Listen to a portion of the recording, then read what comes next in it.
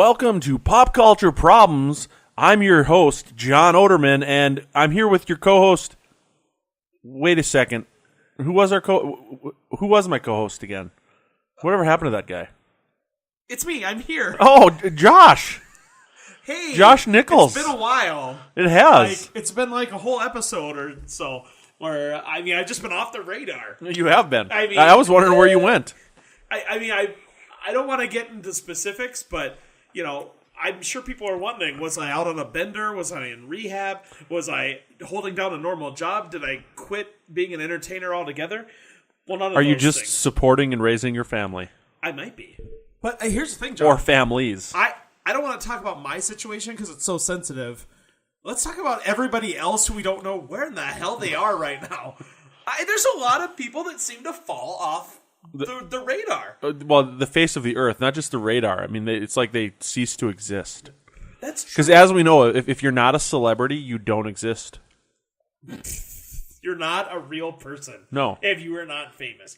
Well, there's some instances of people who don't necessarily fall off the radar, but they fall out of favor. And like an example of that I'll give is Nicolas Cage. So Nicolas Cage was like Golden Boy and all of them hit with Face Off and Con Air and all these great movies. And now he's doing like, directed DVD kind of things. And I would still consider him at times a good actor. I mean, I think he's at times he's like a master actor. Oh, yeah. But I mean, in recent years, he's been in movies that have received some acclaim or notoriety. But then the next two movies will be like junk independent things that nobody knows. And I love Nicolas Cage. Like I don't think there are a few actors like Nicolas Cage. Oh, yeah. But I think Nicolas Cage is one of those people that just can't say no, or he subscribes to that approach of if the phone someday the phone's going to stop ringing, so I'm just going to answer it and say yes while it's ringing. I think that he needs money. I think he was having money issues, and so he kind of takes any job he wants. But so that's one end of the spectrum. You have a celebrity who's kind of occasionally does stuff that's like out of the realm of what he usually does, etc. Then you have people that are out of favor completely. Like, and I'm thinking of a random example. Like Tara Reid was in the American Pie. Oh yeah, movies, and absolutely. She was on top of the world. And then it's like now she's in Sharknado, yeah. And that's all the work that she really gets is these kind of weird, campy B movies that are. Yeah, and she was like the hot chick when we were first in college. I never thought. No, she was but like she was the one that like was in all the movies that like there like if there was a movie where you needed to have like the hot chick actress, Tara Reid was getting those roles. Yeah, and, and the thing is like I don't know if I'm always the oddball out, but like some people that people find attractive, I just don't. I thought Shannon Elizabeth was way better than Tara. Oh, Reid. absolutely. Yeah. I mean, no question. And I don't know. That was just my personal opinion. But yeah, Tara Reid literally does junk movies now. Like I don't know that she has been in a good movie. Like recently when I see her like filmographies, it's like Sharknado 4, Sharknado 5. Nothing. I mean, it's just she's not anything good. So she's fallen out of favor with Hollywood. Well, not as much as Nicolas Cage, but in general. But then you have actors and actresses who has just left. Well, and you referenced one of them there, Shannon Elizabeth. That's true. She became like a professional poker player. Really? Yeah. I did not know that. Yeah. She was like World Series of Poker. I want to say she was like. She was sponsored by like Full Tilt Poker, and she was like on a show and stuff. Yeah, she became like a big time professional poker player. You're a lying. No, this is totally legit. Well, okay. She disappeared off of the face of the earth in terms of like being like a celebrity actress. Like, and I agree with you. I think like when it comes to people that were fans of the American Pie movie, like when you were coming of age, like we were, like Shannon Elizabeth was like at the top. Yes. And like she could have done no wrong in our eyes. Like we would have watched the Shannon Elizabeth movie because Shannon Elizabeth was in it. Yes. People weren't doing that for Tara Reid. No. And here's the thing: if Shannon Elizabeth was in Sharknado 5, I would watch it. Yes. I'm not going to do it for Tara Reid. And she like disappeared off the face of the earth in terms of like Hollywood and being an actress. Who is the biggest celebrity turned poker player? Shannon Elizabeth or Jennifer Tilly? I was just going to say Jennifer Tilly also became a professional poker player. Who is the most famous? You know what I mean? I'm going to go with Shannon Elizabeth being the best looking. Best looking. Well, Jennifer Tilly, though, she's one of those that she has such a unique voice. It's like she's the Gilbert Gottfried of actresses, like the female actors. You know, I mean, she just has that voice that instantly is recognizable. Shannon Elizabeth, boy, let's just do an episode on her. Yeah, we could. Forget this. Where are they now? Yeah. Let's just talk about Shannon Elizabeth. But then you have these. We could do an episode on pop culture crushes. Oh yeah, ladies and gentlemen, we'll see you next time. As John and I, we've got about 25 minutes to fill. But that's a good one. Celebrity crushes. So the people that have just fallen off the face of the earth, Shannon Elizabeth. I think that when I look at their filmographies, I see that they're still doing some stuff, but nothing that I've heard of.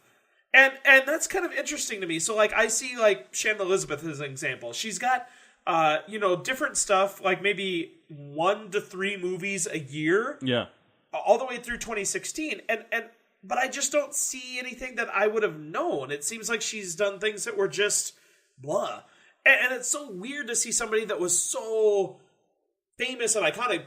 People, would know her. Well, yeah, she's very well known by like a certain segment of the population. Like I think males, like probably 25 to 40, are well aware of Shannon Elizabeth. You know? Well, I also think though it's here's a good example. I just started watching King of Queens. Hadn't seen that show. Waited for it to get over with. Now we're binge watching it. And Chris Elliott was in an episode. And Chris Elliott was a big deal. Oh, absolutely. In his day. I mean, he was SNL, and he did Cabin Boy, and he was the lead in movies. Yeah, and he did all of these things.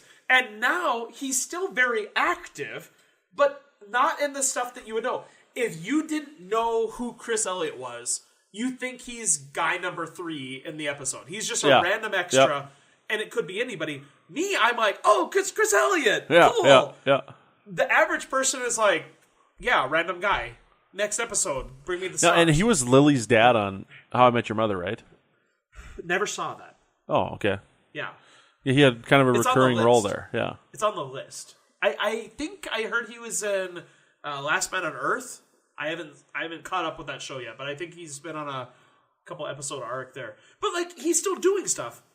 But you don't hear about him. Yeah, well, the thing is, he's not in the news. I think the context you hear about him the most is the fact that he's the father of Abby Elliott, who was on SNL currently. And see, I didn't even know who she was because I have rejected SNL from my mind.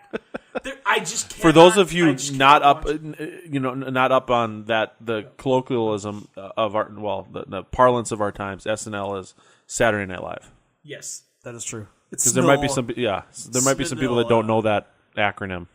Yeah. So do you pronounce acronyms? SNIL? SNIL? No, I don't. But some people do. SNIL? Yeah, at what point do you pronounce an acronym versus not? My brother had a girlfriend once who, instead of saying BRB, she said burb. Burb. Yeah.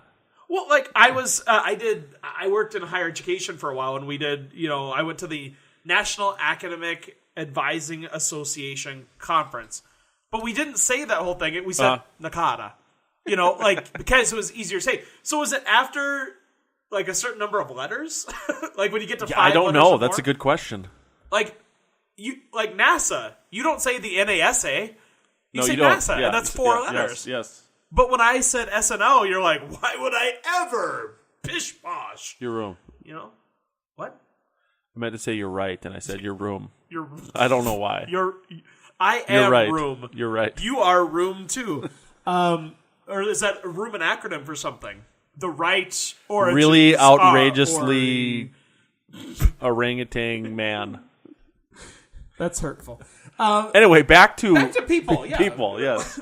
Here's the thing, John. People come for the show topic and they stay for the segues. Yeah, it's true. Or they leave for the segues, one or the other. They just zone out during the segues until we come back to the topic.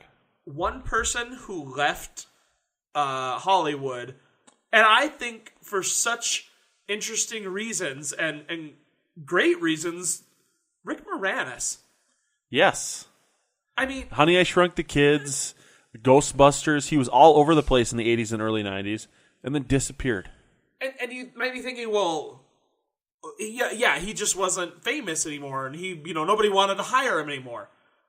Not at all. Like, wasn't he was taking care of his wife? Or his wife got sick and actually died. Yeah. So he's just a good dad. And nobody can fault him. It's as simple as that. Yeah. I mean, this is the guy who had like the world at his fingertips, and he gave it up for his family. I think that's great. And you gotta hope. Like, part of me hopes that like he made enough money off of residuals and like the syndication of his movies and stuff like that, where he's able to live a comfortable living. And and Rick Moranis strikes me as the type of guy that would have done that. That is true because he just seems like a good guy. Yeah. There are certain people that you get on that you can see that you're like, they're a good person, and there's certain people you can be like, I bet they're a jerk. And there's those on the fence people. Rick Moranis, though, he's on the edge of just good people. And he was in so much. And he was Barney Rubble in the Flintstones. Funny. Oh, absolutely. Ghostbusters. And Dark Helmet. Dark Helmet. I didn't see the McKenzie, those Bob and Doug McKenzie was I can't remember what Strange Brew. Strange Brew. I never saw it. But, I mean, that was a big deal back then. He just did so much. I think it's unfortunate that he had to put in a position to leave something that maybe he loved, but he did it for the right reasons. Some people leave acting, and it seems like they're doing it almost for the attention. Like, I'm retiring from acting. I use this example, and I'm not disparaging one of the biggest names in music history, but Cher is an example. How many times can you have a comeback tour? You know what I mean? She's always on her last tour. Uh-huh. And then all of a sudden she's doing one the next year. And it's like, oh, well, we're doing a stint in a Las Vegas residency and we'll never be back again. And then she's doing another concert. So, like, some people, I think, use it in a way for publicity and to make that kind of urgency to see them. And I don't think that's good either. You just mentioned residuals. And you know how much I love The Wizard of Oz. Yes. Right? Ray Bolger did not receive residuals from The Wizard of Oz. And he was asked one time in an interview, like, did he ever regret that? Did he regret not getting the residual payments? Because imagine how much money that would be. And he said, no, because I got something better instead. Immortality. Wow. What a big person. Yes.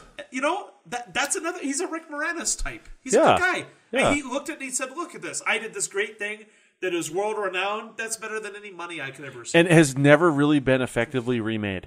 No, absolutely not. The closest, nor will it ever. The closest thing to ever, I'm going to say remaking it, is Wicked was very successful. Yeah. And they also did a great job at making their own story, but paying homage to the 1939 flick and taking small elements. But it is based on a book. Yeah. But they did a good job kind of piecing it together. But nothing will ever replace that movie. Yeah. I just thought that was interesting about residuals. And him being a good person. Like Rick Moranis. And two other people that I think are particularly good people that are kind of from the same era. I was a big fan of one in particular. I know that you mentioned earlier that you didn't really get his appeal, but have kind of gone by the wayside. But Sarah Michelle Gellar and Freddie Prinze Jr. Okay. Married to each other. Played Fred and Daphne on Scooby-Doo. Sarah Michelle Gellar was, of course, Buffy the Vampire Slayer for like 7 seasons. And, that was like a total... it took the world by storm. People still love it to this day. Was there more than 7 seasons? I think it was just 7 seasons. Because when you said that, it made it sound like she was Buffy for 7 seasons, but maybe somebody else... Yeah, I think it was just 7 seasons of Buffy. Yeah, I'm sorry. You put the I was not clear there. Yeah. But those are two people that were like, when they were big, they were big. Yeah. And I think Freddie Prinze Jr. is really like the only one that's I think he voices like a character on Star Wars Rebels, and that's like what he does. And then I think they do like some charity work on the side and things like that. I wonder how many people. I look at my life, and I think to myself on a regular basis that I wish I won the lottery and I would just retire and do whatever I wanted. And I say that not really meaning it, because I don't know that I could be that idle. And I wonder, these celebrities, if they get to the point where they're just like, I need something to do.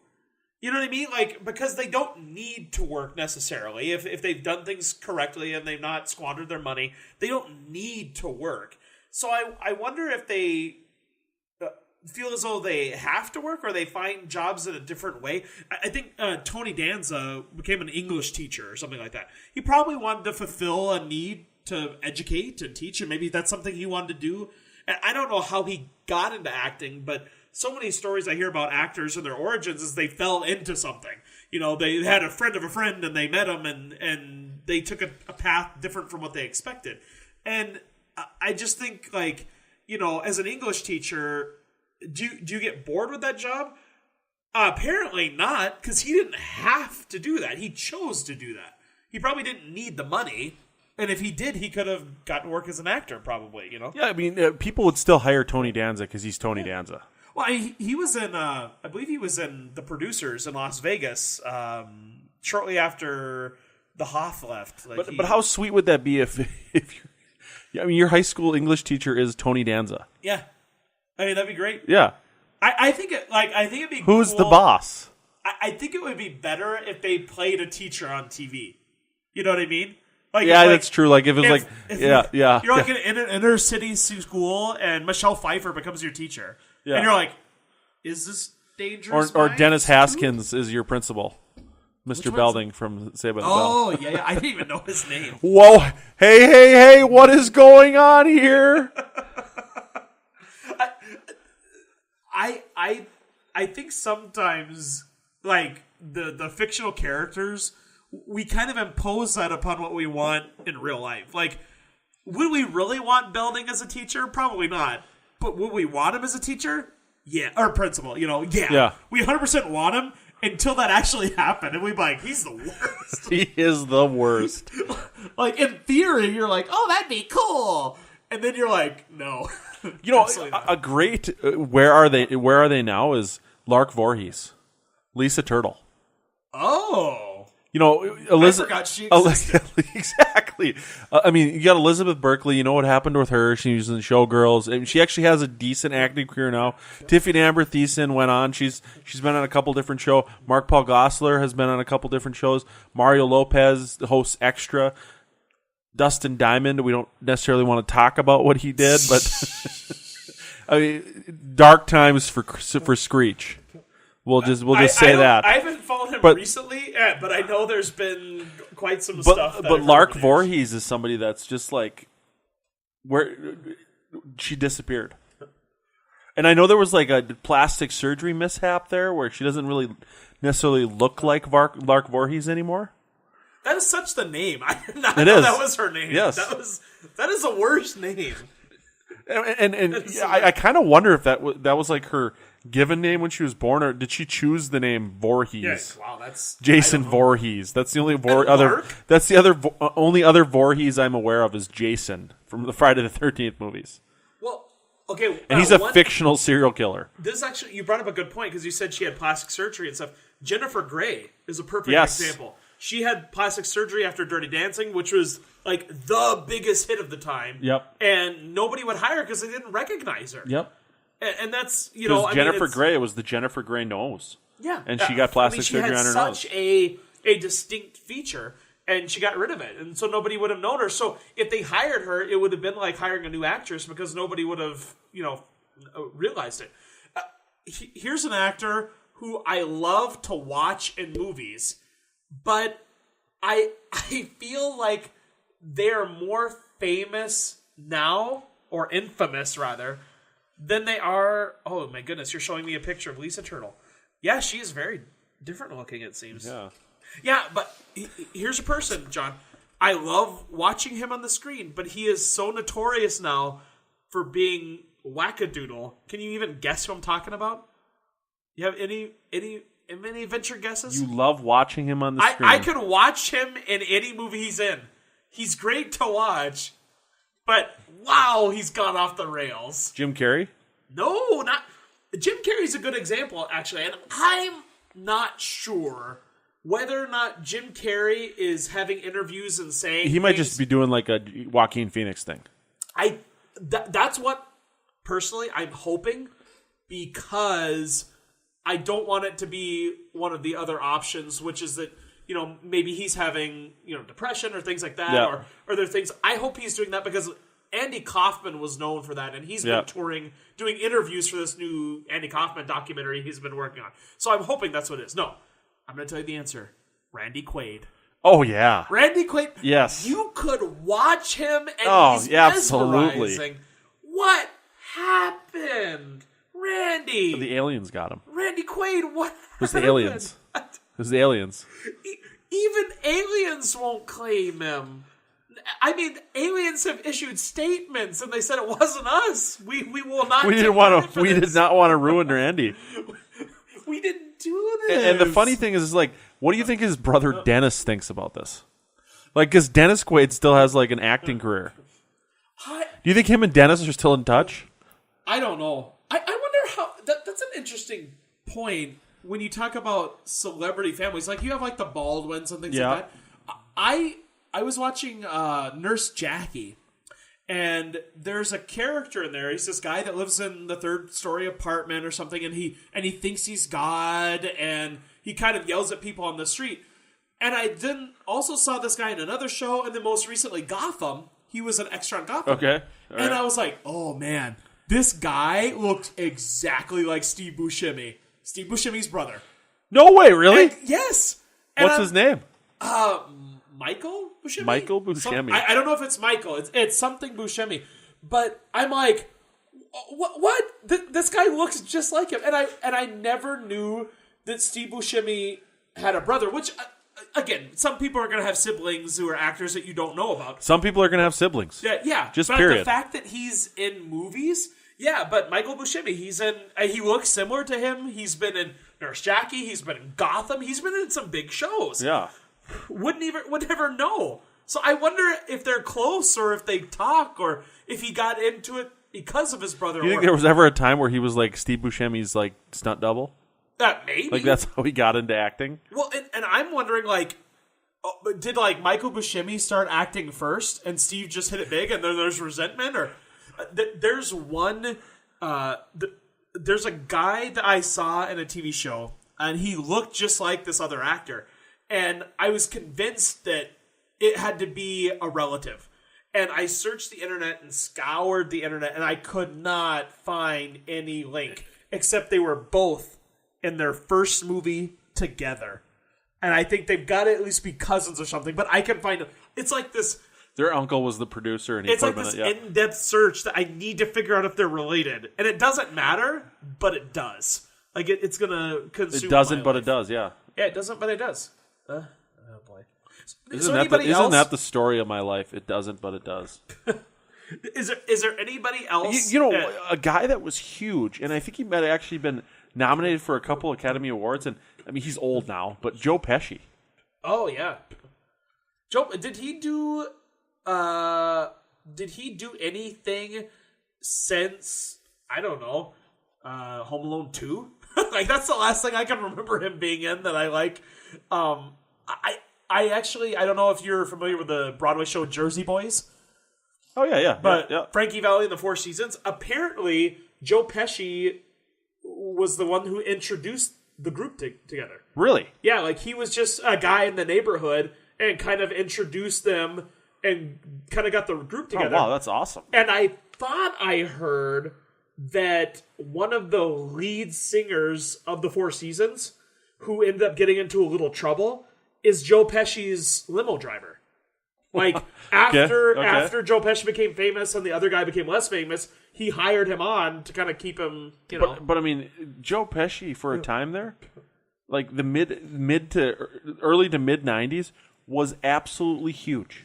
Oh, he was everywhere. Everywhere. And now I'm looking at his IMDb. he's like he was in a movie that's coming out next year. And his last credit was like 2015, and before that it was 2010. Yeah. And that's the thing. You have a Lethal Weapon 4, and then that was in 98, and then 2006, 2010, 2015. Like, it seems like he just fell off the map. Here's one that I think people would be really interested in. And it's because he's on Dancing with the Stars, so he's kind of resurfaced now. But he was a big child actor, Frankie Muniz, Malcolm in the Middle. Yeah. And you were just telling me something I thought was just absolutely fascinating. Well, I never watched Malcolm in the Middle, but I saw that he was on Dancing with the Stars, and there was a little interview, and apparently he had some mini strokes or seizures or something, and it caused him to have memory loss. And so he says he remembers very little about actually being and starring on that show. And I think that is such a heartbreaking story. I mean, that's terrible to kind of... Well, one, it's terrible for anybody. Not just like, oh, well, I forget this TV show I was on. But imagine forgetting the work that you did for a significant portion of your life. I mean, that was He's like... only 31 or 2. Yeah, I mean, and basically you're forgetting your childhood there.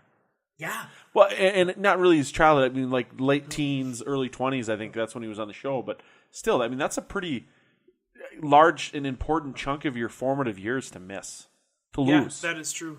Yeah, I just don't know how that... I don't know how you get by and do something like that. And especially if you've had that. I don't know if he's still having those medical issues. But, I mean, it's got to be scary to think, well, will that happen again? Yeah. What I do today is going to be something I even know about. You know what I mean? Yeah. It got real depressing. You know, we just got... It's sad now. Everything's sad again. I'm sorry. Let's do something happy. I can bring it to something happy. Are you a fan of the Police Academy movies? I am. Steve Guttenberg. Steve Guttenberg. The old Goody. Where did the old Goody? The old Goody. But, you know, Steve Guttenberg, in my opinion, and I might be wrong, he kind of seemed like the straight man in those movies, though. He did, so but he wasn't the most... Even, like, wasn't he in, like, 3 Men and a Baby? Yeah, I mean, he was... that's the thing. In the 80s, Steve Guttenberg had Hollywood by the tail. I mean, how do you figure? I mean, he was all over the place. And he was he was in big movies. I mean, did you ever see the movie Cocoon? I love the movie Cocoon. I have not seen it. Oh, it's on my list. We gotta watch it. No, Wilford Brimley is in it, and it is fantastic. Well, I mean, that is one of my favorite movies of the 80s. He sells oatmeal and diabetes medicine in the same movie. I mean, I've got to see it. Now, is he one of those people? Or I'm sorry, that movie that has a sequel to it, right? Is that Cocoon? Cocoon 2. Yeah. Is it Cocoons? Yeah, I'm not sure. Cocoon 2? I'm not sure. Do you remember if it's better or worse? See, here's the thing.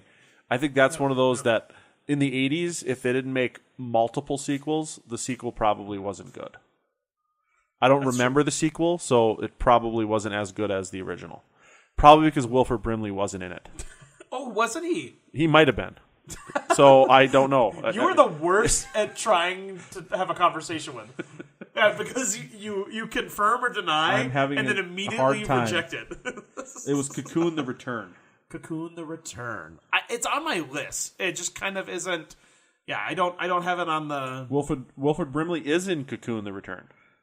He is. Okay, that's good. I feel good about that. Police Academy. Diabetes. Police Academy had a lot of sequels. I mean, bless the hearts of the children. Like, that was one of those shows that was like, I mean, how many sequels do you need? Here's the thing. Steve Guttenberg. This is why the Goody is so great. The Goody. He's going to give us the opportunity. Ever called him that? He's going to give us the opportunity to bring this conversation full circle before the end of the show. Let's go. Circle of life. One of his final movie credits. Guess what it is? Sharknado 4. No.